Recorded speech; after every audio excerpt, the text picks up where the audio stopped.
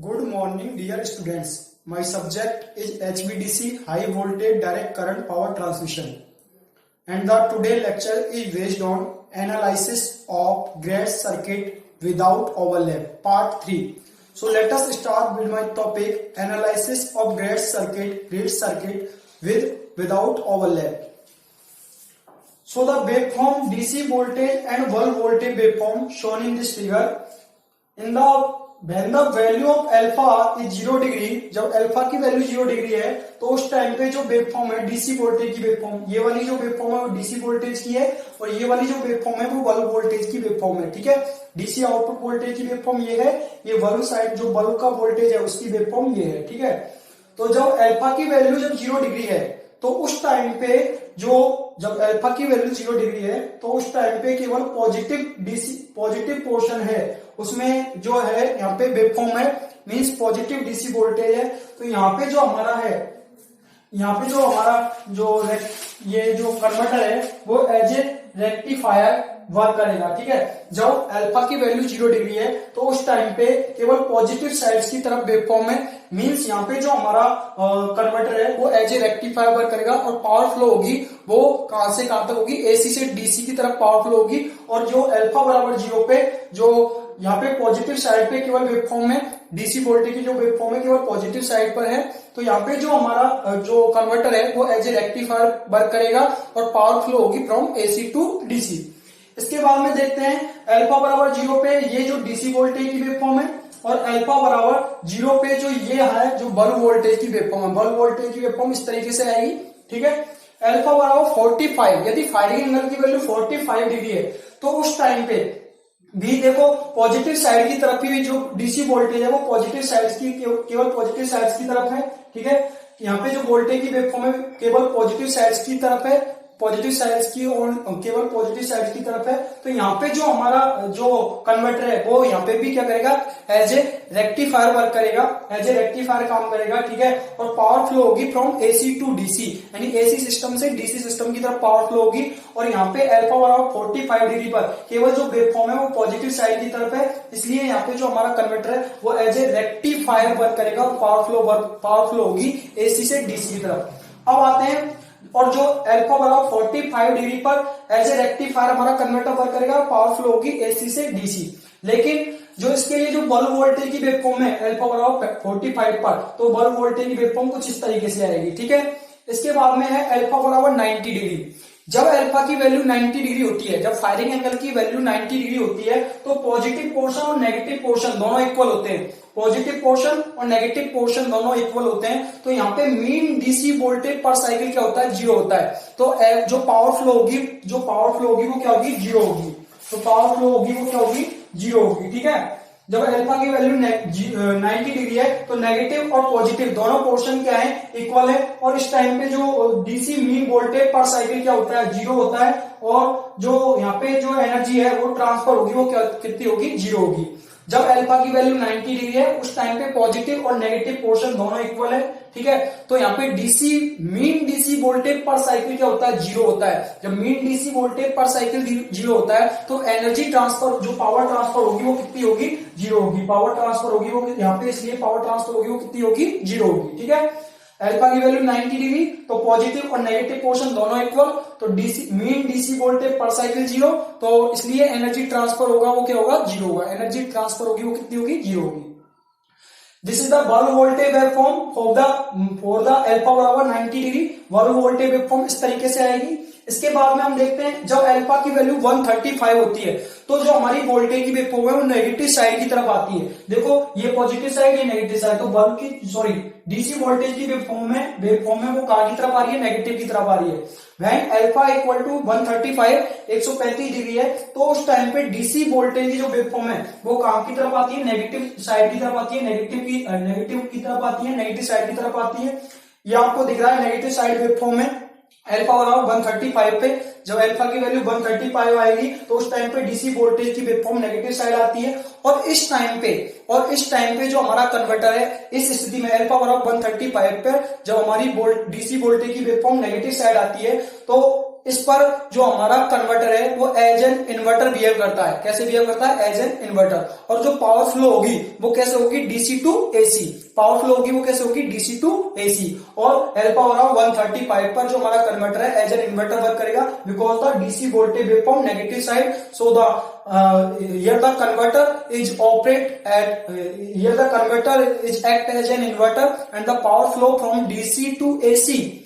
Next alpha equal to 180 degree. तो alpha equal to 180 degree की तरफ भी हम देखें तो नेगेटिव साइड की तरफ वोल्टेज वेवफॉर्म है वो आ रही है। तो यहाँ पे भी हमारा कैसे एज ए इन्वर्टर बिहेव करेगा, जो कन्वर्टर है वो हमारा एज ए इन्वर्टर बिहेव करेगा और पावर फ्लो होगी वो डीसी टू एसी होगी। और ये जो हमारा 135 पे जो बल्ब वोल्टेज की वेवफॉर्म है वो इस तरीके से होगी। और 180 पर जो हमारी अल्फा बराबर जब 180 डिग्री है तो उस टाइम पे जो हमारा बल्ब वोल्टेज की वैल्यू है वो कुछ इस तरीके से होगी। ठीक है, तो ये हमारा डीसी और बल्ब वोल्टेज वेवफॉर्म था। अल्फा बराबर 0 पे हमारा पॉजिटिव साइड की तरफ केवल वेवफॉर्म आ रही थी, डीसी वोल्टेज की जो वेवफॉर्म है पॉजिटिव साइड की तरफ आ रही थी। तो यहाँ पे हमारा अल्फा बराबर 0 पे जो हमारा कन्वर्टर है वो एज ए रेक्टिफायर वर्क करेगा और पावर फ्लो होगी एसी टू डीसी। जब अल्फा की वैल्यू, और इसके लिए जो हमारा बल्ब वोल्टेज वेवफॉर्म है कुछ इस टाइप की आ रही थी अल्फा बराबर 0 पे। जब अल्फा की वैल्यू 45 डिग्री होगी, फायरिंग में भी वैल्यू 45 डिग्री होगी, तो उस टाइम पे क्या होगा, जो उस टाइम पे भी जो हमारी डीसी वोल्टेज की वेवफॉर्म है वो केवल पॉजिटिव साइड की तरफ आ रही है। तो यहाँ पे भी जो हमारा कन्वर्टर है वो एज एन जो कन्वर्टर है वो एज ए रेक्टिफायर वर्क करेगा और पावर फ्लो होगी एसी टू डीसी। और अल्फा बराबर 45 पे जो हमारा बल्ब वोल्टेज की वेवफॉर्म है वो कुछ इस तरीके से आएगी।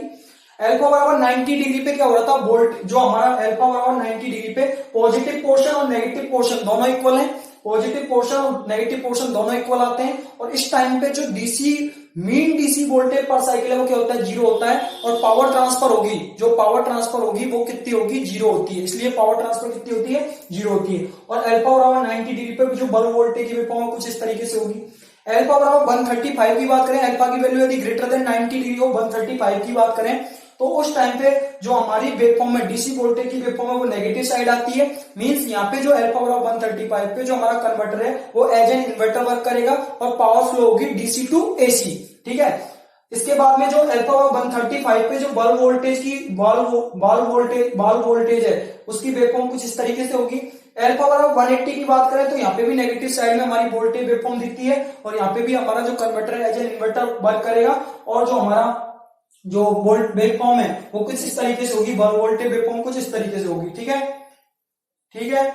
इसके बाद में हमारा आता है, इसके बाद में आगे स्टार्ट करते हैं।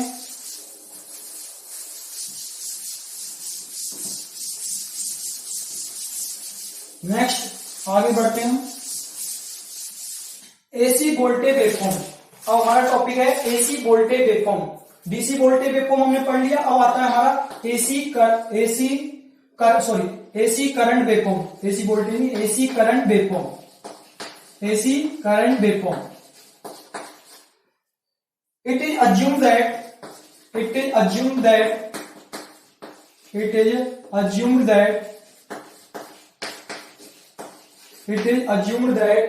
the direct current has no ripple. The direct current has no ripple. हम ये अज्यूम कर रहे हैं कि डायरेक्ट करंट में कोई भी रिपिल नहीं है। Direct current has no ripple, direct current में रिपिल नहीं है, has no ripple, direct current has no ripple. और हार्मोनिक्स, और यानी कि डायरेक्ट करंट में ना तो कोई रिपिल है ना कोई हार्मोनिक्स है, ऐसा हम क्या कर रहे हैं, अज्यूम कर रहे हैं। Because of the smoothing reactor, because of the, क्योंकि हमने क्या किया है, स्मूथिंग रिएक्टर को कनेक्ट किया है। Because of the smoothing reactor provided in series, because of the smoothing reactor provided in series, reactor provided in series with the bridge circuit, हमने क्या किया, ब्रिज सर्किट के साथ स्मूथिंग रिएक्टर को connect किया है। Provided in series bridge circuit, the AC current flowing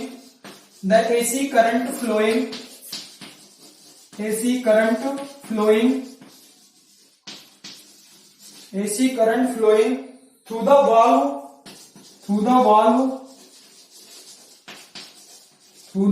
valve means secondary winding है ना, secondary, through the valve secondary and primary winding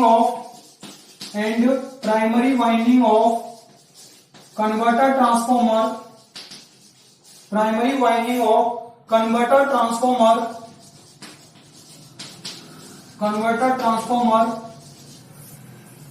contains harmonics,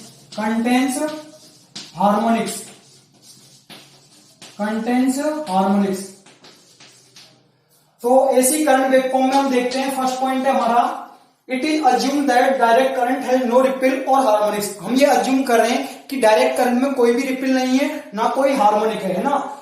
it is assume that the direct current has no ripple और harmonics, direct current में कोई भी ripple और कोई भी harmonic नहीं है, हम ये अज्यूम कर रहे हैं।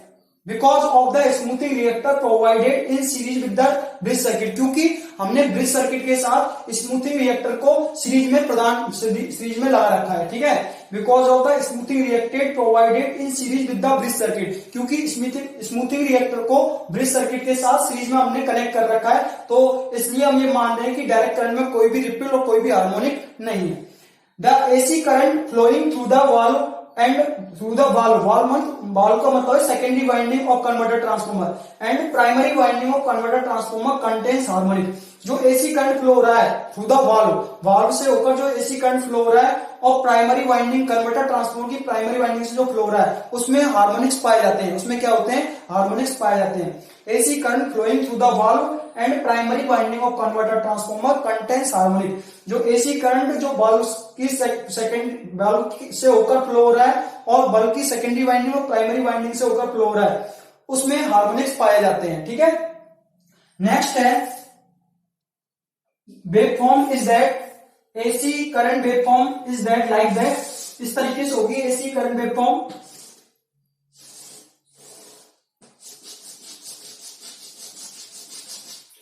एसी करंट वेवफॉर्म इस तरीके से होगी आपकी।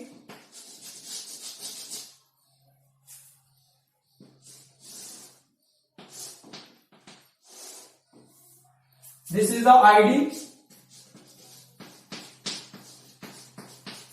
and this is also ID negative side ID, ठीक है।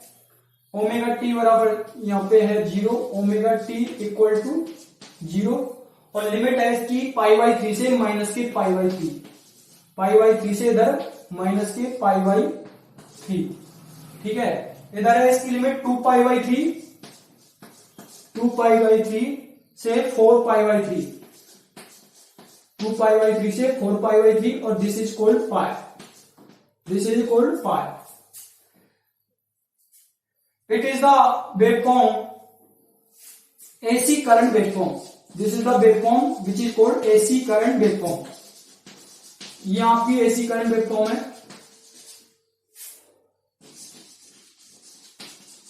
AC current waveform is like that where the, अभी हम डेरिवेशन करेंगे उसमें लिमिट पुट करेंगे, जो अपर लिमिट और लोअर लिमिट पुट करेंगे -π/3 से π/3 तक हम जो लिमिट है वो पुट करेंगे, यानी लोअर लिमिट रखेंगे -π/3 और अपर लिमिट रखेंगे π/3, ठीक है। तो यहाँ पे जो हम आपको ये एसी करंट वेवफॉर्म दिख रही है, कुछ को इसको इस तरीके से ड्रॉ करें, यदि इसको इस तरीके से ड्रॉ करें तो कुछ इस तरीके से एसी साइनसॉइडल वेवफॉर्म आपकी ड्रॉ होगी, ठीक है। तो ये हमारा है एसी करंट वेवफॉर्म, ठीक है, वेयर द लिमिट और is in derivation from -π/3 to π/3, ठीक है। तो इस तरीके से आपकी वेवफॉर्म आएगी। जो एसी करंट की वेवफॉर्म है वो कुछ इस तरीके से होगी, कुछ इस तरीके से होगी आपकी वेवफॉर्म, ठीक है। तो ये आपकी AC waveform, AC current waveform है, ठीक है। एसी करंट वेवफॉर्म इस तरीके से आपको दिखेगी, ठीक है। इसके बाद में आपका आता है डेरिवेशन एसी करंट वेवफॉर्म के लिए, जिसमें हम पीक वैल्यू ऑफ करंट निकालेंगे। Why Fourier analysis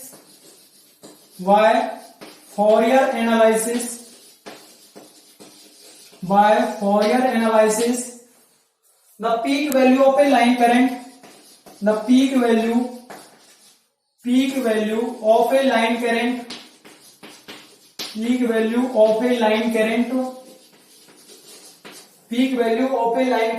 of fundamental frequency component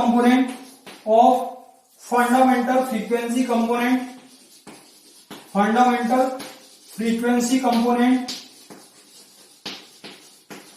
fundamental frequency component, fundamental frequency component is given by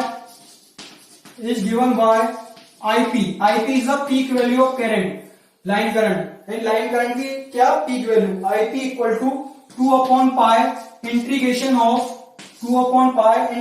of minus के pi by 3 to pi by 3, minus के pi by 3 to pi by 3. जो हमने waveform देखी थी उसमें देखा था माइनस के pi by 3 to pi by 3. ID cos of theta d theta, ID cos of theta d theta. तो IP इक्वल टू क्या आ जाएगा? 2 अपॉन पाई इंटू ID, ये हो जाएगा 2ID अपॉन पाई. ID को मैं बाहर लिया, कांस्टेंट है डीसी करंट, ID को बाहर लिया, तो integration 2 upon pi 2ID upon pi. Next is the integration करना है cos थीटा का.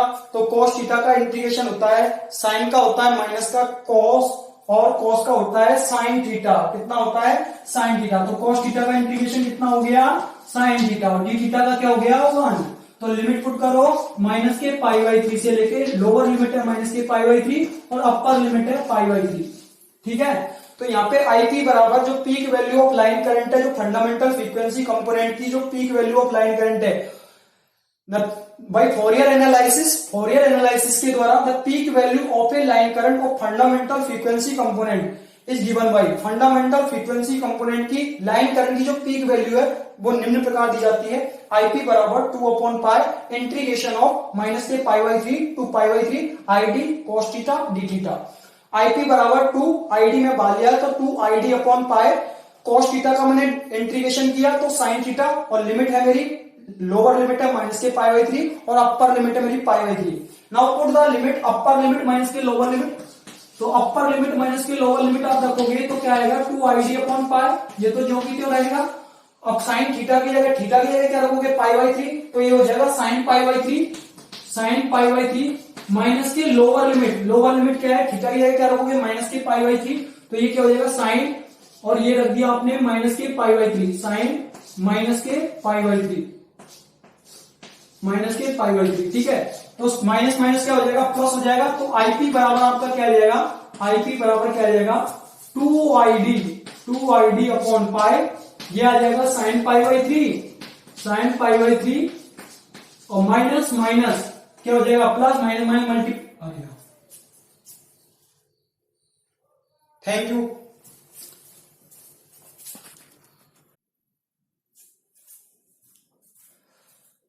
So the IP बराबर 2ID upon pi sine theta, lower limit minus के pi by 3 to pi by 3.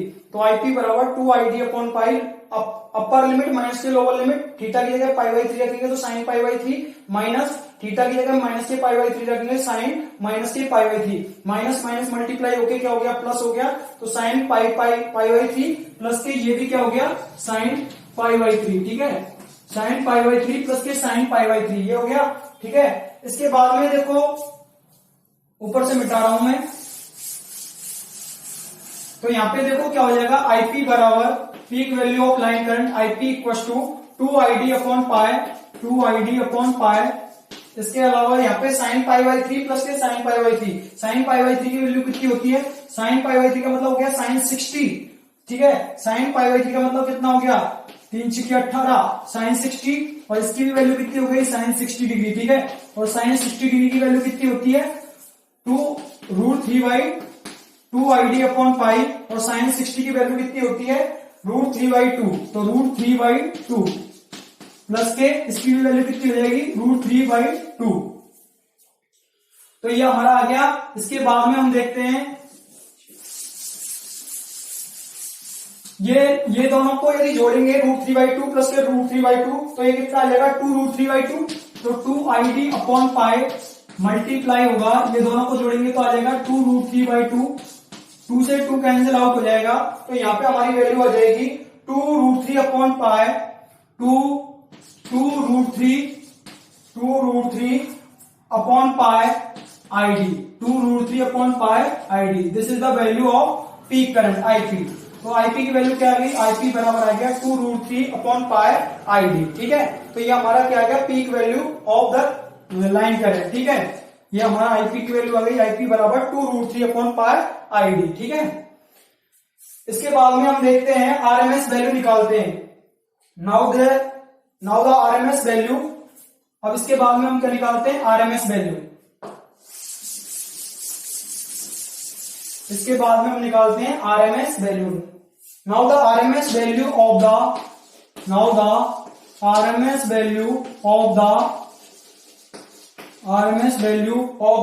Line current of fundamental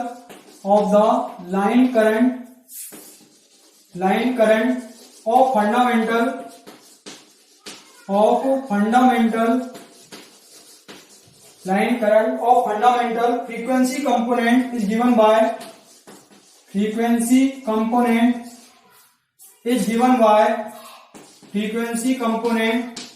is given by क्या हो जाएगा, RMS value of the line current IRMS equal to क्या आ जाएगा, IP upon √2, यानी peak value का यदि डिवाइड कर दो पीक वैल्यू को √2 से, तो हमारी क्या आ जाएगी, आरएमएस वैल्यू आ जाएगी आईपी अपॉन √2। तो आईपी की वैल्यू कितनी थी, आईपी की वैल्यू पुट कर दो यहाँ पे, IRMS बराबर आईपी की वैल्यू आई थी 2√3/π/आईडी, 2√3/π/आईडी अपॉन डिवाइड बाई √2, ठीक है। तो इसको सोल्व करेंगे तो हमारा आ जाएगा IRMS बराबर आएगा 2√3/आईडी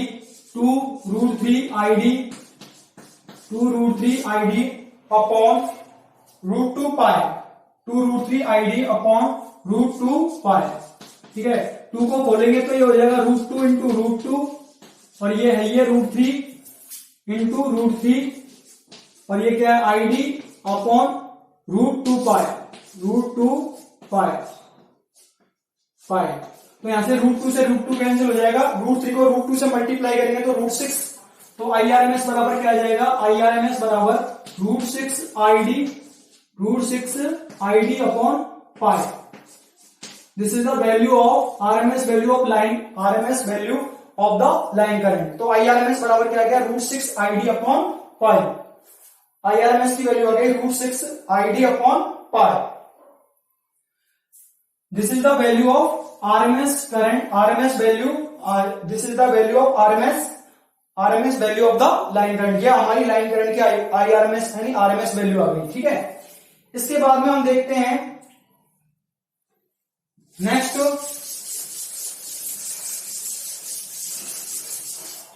generally the RMS value of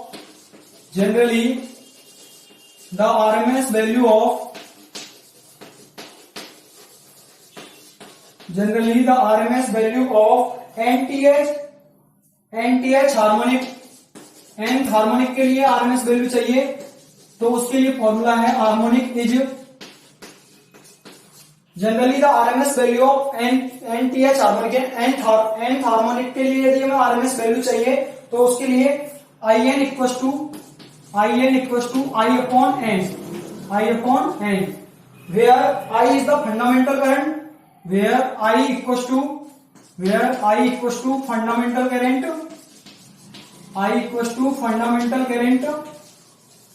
and N equals to NTH order harmonic,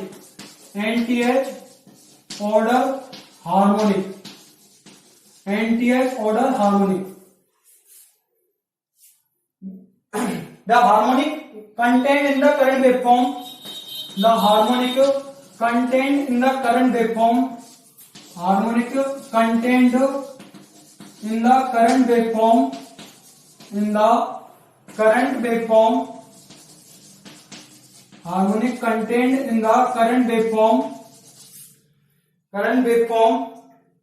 AC of the order is given by, यानी AC की waveform of the order is given by, तो H बराबर, H मतलब है हार्मोनिक, H बराबर NP plus minus के 1, NP plus minus के 1, where N is an integer, where n is an integer and p is the pulse number, and p is the pulse number. p क्या है? pulse number. pulse number for a 6 pulse bridge, for a 6 pulse bridge, 6 pulse bridge, 6 pulse bridge, the order of AC harmonics, the order of AC harmonics, the order of AC harmonics, order of AC harmonics 5, 7, 11, 13, 5, 7, 11, 13, and so, and higher order, and higher order, higher order. So the generally the RMS value of nth harmonic, यानी nth harmonic के लिए RMS value चाहिए, तो उसके लिए formula है IN equals to I upon n. तो IN क्या है यहाँ पे? nth, जो nth हार्मोनिक्स के लिए RMS वैल्यू है, जो RMS वैल्यू है ऑफ द nth हार्मोनिक. तो I is the fundamental current. I क्या है? फंडामेंटल करंट है. N क्या है? nth ऑर्डर हार्मोनिक, यानी nth order harmonic. The harmonic contained in the current waveform AC of the order is given by, यानी कि जो हार्मोनिक पाए जाते हैं करंट वेवफॉर्म में, यानी AC की जो करंट वेवफॉर्म है उसमें जो हार्मोनिक पाए जाते हैं उनका ऑर्डर निम्न प्रकार दिया जाता है: H बराबर NP प्लस माइनस के 1, where H denotes the harmonic order. H क्या है? H यहाँ पे क्या है? Harmonic order, harmonic order. ठीक है, तो हार्मोनिक ऑर्डर क्या है? H बराबर NP प्लस माइनस के 1, where H is the harmonic order. n is an integer. n क्या है? इंटीजर है. n क्या है? इंटीजर है. n इंटीजर है. और p क्या है? पल्स नंबर है. यदि हम 6 पल्स की बात कर रहे हैं, 6 पल्स ब्रिज की बात कर रहे हैं, तो हमारा जो p की वैल्यू है वो कितनी हो जाएगी? 6 हो जाएगी. 6 हो जाएगी. यदि हम n की वैल्यू 1 रखते हैं तो 6 एकम 6, 6 प्लस 1 7 ऑर्डर आ जाएगा. ठीक है, हार्मोनिक का ऑर्डर क्या आ जाएगा? 7 आ जाएगा. यदि हम माइनस लेते हैं तो 7 माइनस के 1 क्या हो जाएगा? 5 हो जाएगा. ठीक है, तो यदि P की वैल्यू तो कितनी होगी? 6 होगी, क्योंकि 6 जो हमारा 6 पल्स ब्रिज है, तो P की वैल्यू पल्स नंबर कितना होगा? P की वैल्यू कितनी होगी? 6. n की जगह 1 लेते हैं तो 6 एकम 6, यदि प्लस के साथ लेते हैं तो 7 आ जाएगा, यदि माइनस के साथ लेते हैं तो 6 में से 1 कम हो जाएगा तो कितना आ जाएगा? 5 आ जाएगा. ठीक है, 5 आ जाएगा. इसी तरीके से आगे बढ़ेंगे तो ये क्या हो जाएगा? 2 लेते हैं, n की जगह 2 लेते हैं तो कितना हो जाएगा? 6 दूनी 12 और 1 13 आ जाएगा, और 12 में से यदि 1 माइनस करते हैं तो 11 आ जाएगा. तो इस तरीके से For a 6 pulse bridge, the order of AC harmonics 5, 7, 11, 13 and higher order. 6 pulse bridge के लिए जो AC harmonics के जो ऑर्डर है वो होता है 5, फिर 7, 11, 13 एंड इससे हायर ऑर्डर के हार्मोनिक्स इसमें आते हैं. ठीक है, इसके बाद में आता है हमारा power factor. Power factor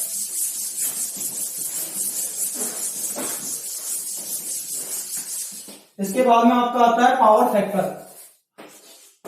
power factor, power factor. The AC power supplied to, the AC power supplied to, AC power supplied to the converter is given by, to the converter is given by. जो AC power जो converter को supply की जाती है उसकी value होती है is given by, is given by. जो AC पावर जो कन्वर्टर को सप्लाई की जाती है, AC power supplied to the converter is given bye PAC. PAC बराबर होता है √3 BLL या ELL कुछ भी लिख सकते हो आप. ELL IL cos of phi. This is the AC power which is supplied to the converter. Is given by where cos phi is power factor, where cos phi is the power factor,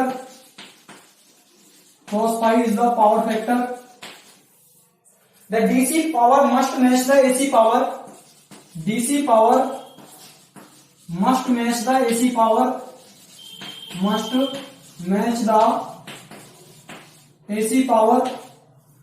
DC power must match the AC power, ignoring the losses in converter, ignoring the losses in converter. यहाँ पे converter में जो losses हो रहे हैं उनको ignore करते हैं, तो हमारा जो DC पावर है वो AC पावर के बराबर होनी चाहिए. Converter DC power must match the AC power, DC power AC power के साथ मैच करनी चाहिए। यदि हम कन्वर्टर में जो लॉसेज हो रहे हैं उनको इग्नोर करते हैं तो डीसी पावर एसी पावर के साथ मैच करनी चाहिए, ठीक है। नहीं, DC power equal to AC power होनी चाहिए यदि हम कन्वर्टर में जो लॉसेज हो रहे हैं उनको नेग्लेक्ट करते हैं, इग्नोर करते हैं तो, ठीक है। तो हमारा क्या हो गया, पीएसी बराबर पीडीसी, हमने दोनों को इक्वेट कर दिया, पीएसी बराबर पीडीसी, पीएसी बराबर पीडीसी। तो डीसी पावर की वैल्यू क्या आएगी, PD VD into ID, this is called DC power, VD ID बराबर √3 ELL IL cos of phi, this is called AC power. It is called equation number 2, it is called equation number 1, दे देता हूं equation number 1. Substituting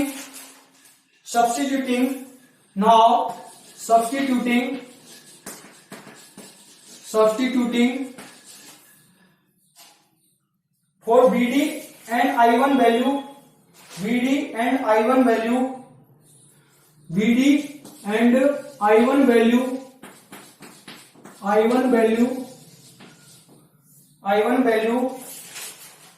in the equation 2, in the equation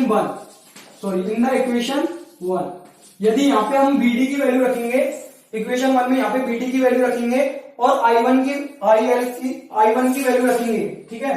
I1 ही मान लो इसको, ये जो IL है इसको I1 मान लो, ठीक है, ये भी I1, तो I1 की वैल्यू हम यहाँ पे रखेंगे, ठीक है।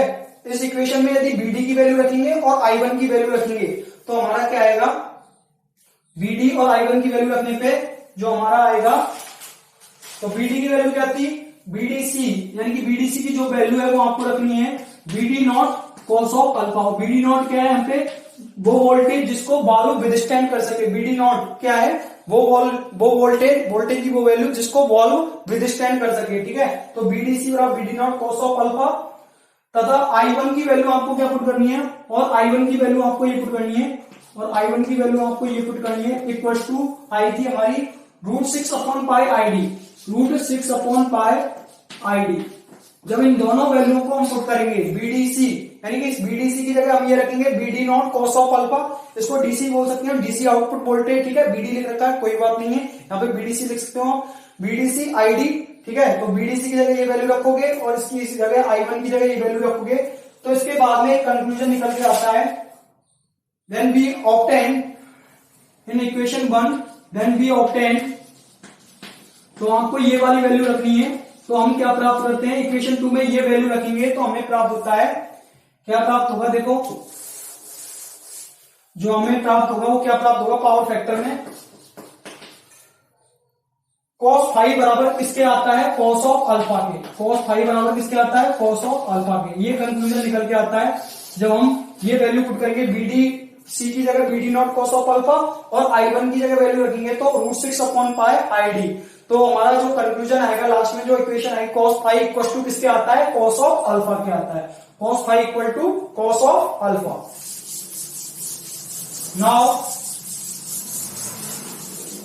Now the reactive power requirements are increased. The reactive power requirements are increased. Reactive power requirements are increased. Reactive power requirements are increased. And alpha is increased as alpha is increased.